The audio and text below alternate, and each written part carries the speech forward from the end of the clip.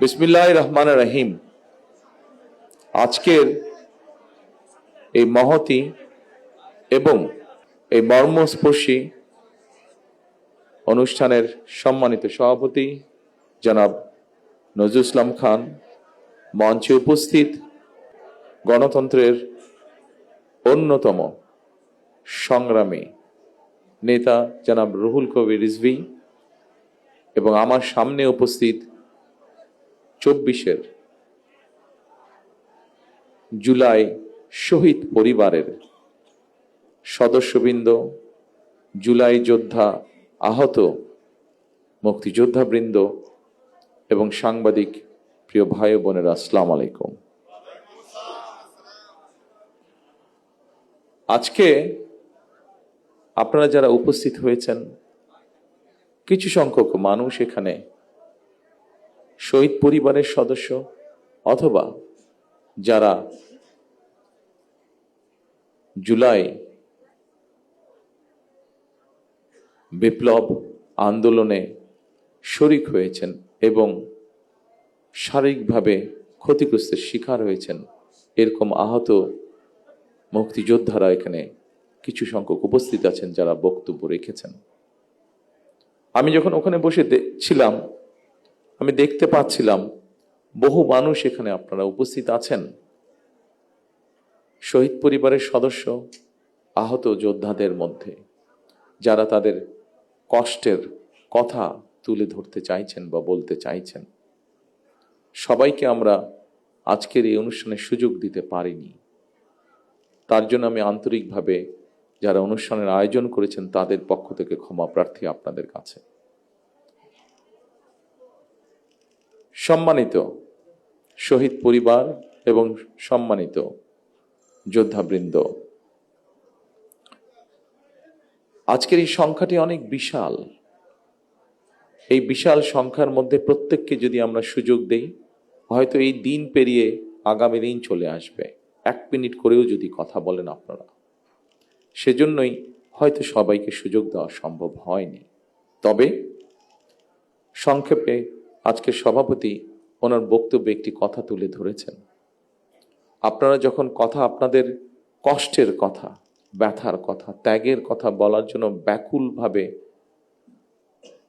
সকলের দৃষ্টি আকর্ষণের চেষ্টা করছিলেন, অস্থিরভাবে প্রকাশ করছিলেন নিজের মনের কষ্টের কথা, তখন আমি এবং নজরুল ইসলাম খান সাহেব বসে একটি সিদ্ধান্ত গ্রহণ করেছি, যা উনি আপনাদের সামনে তুলে ধরেছেন। বাংলাদেশ জাতীয়তাবাদী দল বিএনপি এর আগে যখন দেশ পরিচালনার দায়িত্বে ছিল, তারা মুক্তিযোদ্ধা মন্ত্রণালয় নামক একটি মন্ত্রণালয় তৈরি করেছে, যা 1971 সালে যারা মুক্তিযুদ্ধে শহীদ হয়েছেন, আহত হয়েছেন, অর্থাৎ এক কথায় মুক্তিযোদ্ধা পরিবারদের কল্যাণ তারা দেখভাল করে থাকে। আমরা সিদ্ধান্ত নিয়েছি যে ইনশাল্লাহ বাংলাদেশের মানুষের সমর্থনে বাংলাদেশ জাতীয়তাবাদী দল আগামী দিনে সরকার গঠনে সক্ষম হলে এই শহীদ পরিবার যারা আছেন, জুলাই যোদ্ধা যারা আছেন, জুলাই আন্দোলনের যারা শহীদ পরিবার বা যোদ্ধা আছেন, তাদের যে কষ্টের কথাগুলো যে কয়জন ব্যক্তি, যে কয়জন মানুষ তুলে ধরেছেন কষ্টের কথাগুলো, এই কষ্টগুলোকে যাতে আমরা কিছুটা হলেও সমাধান করতে পারি। যাকে আমরা হারিয়ে ফেলেছি তাকে তো আমরা ফিরিয়ে আনতে পারবো না, কিন্তু যারা পেছনে রয়ে গিয়েছেন সেই পরিবারের সদস্যদের বিভিন্ন সুবিধা অসুবিধাগুলো যাতে দেখভাল করতে পারি এই মুক্তিযোদ্ধা মন্ত্রণালয়, কারণ তারাও একজন মুক্তিযোদ্ধা, তারাও আপনারা মুক্তিযোদ্ধা হিসাবে আপনারা গণ্য। 71 সালে এই দেশের মানুষ, মুক্তিযোদ্ধারা এই দেশের স্বাধীনতা অর্জনের জন্য জীবন দিয়েছিলেন। এই দেশের স্বাধীনতা অর্জনের জন্য যোদ্ধারা ত্যাগ স্বীকার করেছিলেন। ঠিক একইভাবে 24-এ যে যোদ্ধারা যুদ্ধ করেছেন, তারা স্বাধীনতা সার্বভৌমত্ব রক্ষার যুদ্ধ করেছেন। স্বাধীনতা সার্বভৌমত্ব অর্জিত হয়েছিল 71 সালে, তাকেই আবার রক্ষা করা হয়েছে 2024 সালে। সেজন্যই মুক্তিযোদ্ধা মন্ত্রণালয়ের মধ্যে আমরা আরেকটি ডিপার্টমেন্ট তৈরি করব, যাদের দায়িত্ব হবে এই মানুষগুলোর দেখভাল করা। ইনশাআল্লাহ।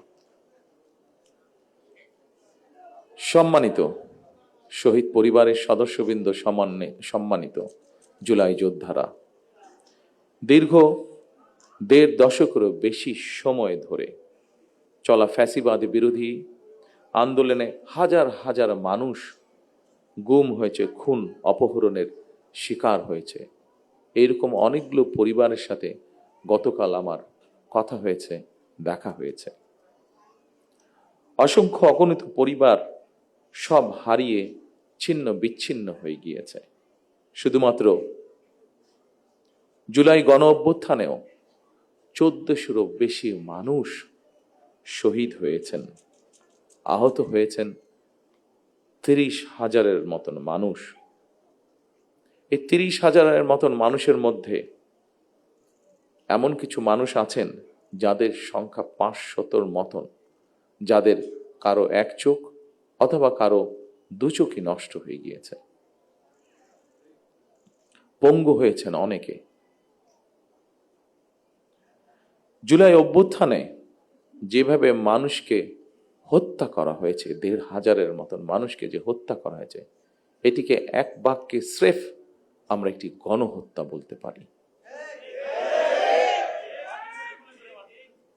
জুলাই গণ অভ্যুত্থানে যারা বিভিন্নভাবে আহত হয়েছেন তাদের অনেকেই আজকের এই অনুষ্ঠানে উপস্থিত আছেন, আমাদের সামনে বক্তব্য রেখেছেন কেউ কেউ।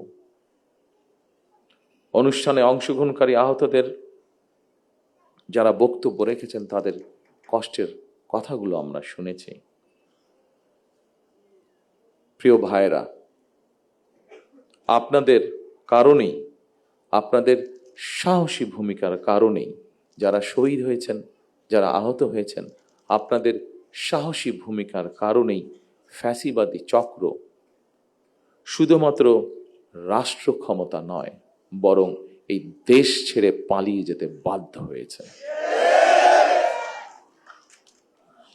২০২৪ সালের ১৯ আগস্ট আমি আপনাদের ভূমিকার কথা স্মরণ করে একটি বক্তব্য রেখেছিলাম। সেই বক্তব্যে আমি বলেছিলাম, বিশ্ববিদ্যালয়ের ছাত্র শহীদ আবু সাইদ, মাহফুজুর রহমান মুগ্ধ, কলেজ ছাত্র ওয়াসিম আকরাম, মাদ্রাসা ছাত্র আব্দুল্লাহ আল মামুন, স্কুল ছাত্র রিফাত হোসেন, কুমিল্লার আইনজীবী আবুল কালাম, চুয়াডাঙ্গার রাজমিস্ত্রি উজ্জ্বল হোসেন, নোয়াখালীর দোকান কর্মচারী আসিফ, বরগুনার ওষুধ কোম্পানির সেলসম্যান আল আমিন, পাবনার গাড়ি চালক আরাফাত হোসেন, মিরপুরের গুলিবিদ্ধ ২২ বছর বয়সী মুত্তাকিম, দোকান কর্মচারী আতিকুল, অষ্টম শ্রেণীর শিক্ষার্থী তামিমের মতন অনেকের হাত কিংবা পা কেটে ফেলতে হয়েছে। গণহত্যা থেকে ৬ বছরের শিশু রিয়া গোপাও কিন্তু রেহাই পায়নি সেদিন। এক বক্তব্যে হয়তো আমরা সকলের নাম বলতে পারবো না। এত মানুষ শহীদ হয়েছেন, এত মানুষ আহত হয়েছেন। ফ্যাসিবাদ শাসন শোষণের বিরুদ্ধে ২০২৪ সালের গণ অভ্যুত্থানে দল, মত, ধর্ম, বর্ণ নির্বিশেষে দেশের স্বাধীনতা প্রিয়, গণতান্ত্রিক আমি প্রত্যেকটি সেক্টরের প্রতিটি শ্রেণী পেশার মানুষ সেদিন রাজপথে নেমে এসেছে। সেদিনকার যত ছবি উঠেছে, ক্যামেরায় বন্দি যত ছবি উঠেছে, প্রত্যেকটি ছবি এই কথারই সাক্ষ্য দেয়। ২০২৪ সালের আন্দোলন কোনো ব্যক্তি, দল বা গোষ্ঠীর নয়।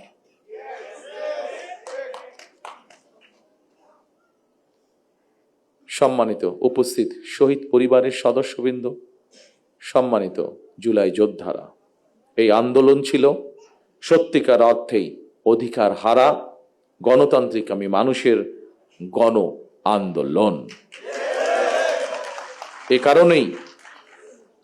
এ কারণেই আমি বলি 1971 সাল ছিল স্বাধীনতা অর্জনের, 2024 সালের আন্দোলন ছিল দেশ এবং জনগণের স্বাধীনতা রক্ষার। সুতরাং 2024 সালকে যদি সুসংহত করতে হয়, তাহলে দেশের সকল নারী পুরুষ তথা প্রতিটি নাগরিকের রাজনৈতিক এবং অর্থনৈতিক স্বাধীনতা নিশ্চিত করা অবশ্যই প্রয়োজন। যারা স্বাধীনতা রক্ষার আন্দোলনকে দলীয় স্বার্থ রক্ষার আন্দোলনে পরিণত করতে চায়, তাদের সম্পর্কে স্বাধীনতা প্রিয়, গণতান্ত্রিক প্রিয় মানুষকে অবশ্যই সজাগ থাকা জরুরি।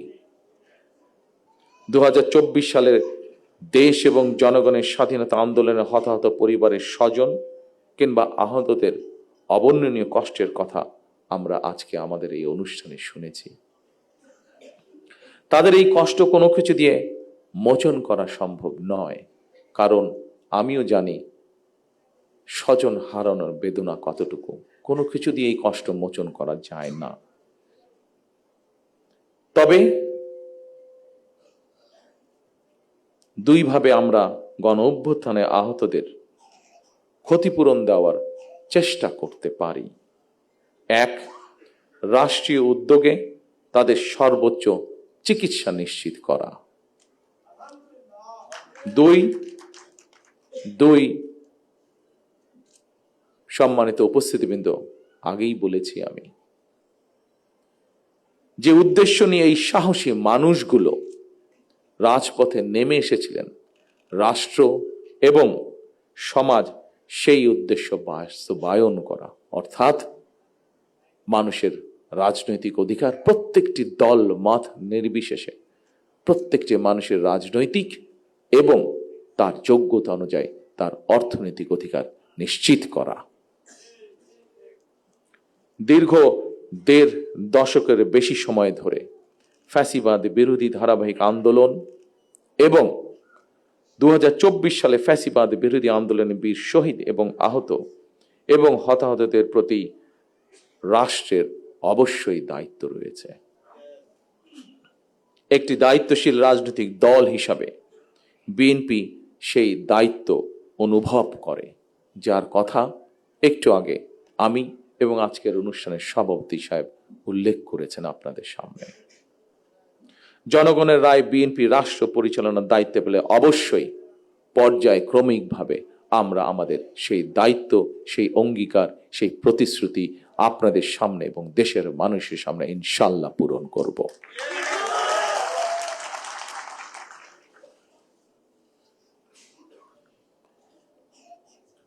উপস্থিত প্রিয় ভাই বোনেরা, ফ্যাসিবাদের রক্তচক্ষু উপেক্ষা করে গণ অভ্যুত্থানে যারা শহীদ হয়েছেন, যারা হতাহত হয়েছেন, তাদের উদ্দেশ্য কি ছিল? তাদের উদ্দেশ্য ছিল একটি স্বনির্ভর, একটি নিরাপদ, একটি গণতান্ত্রিক বাংলাদেশ গড়ে তোলা। একটি নিরাপদ গণতান্ত্রিক বাংলাদেশ প্রতিষ্ঠার জন্য আগামী জাতীয় নির্বাচন অত্যন্ত অত্যন্ত এবং অত্যন্ত গুরুত্বপূর্ণ।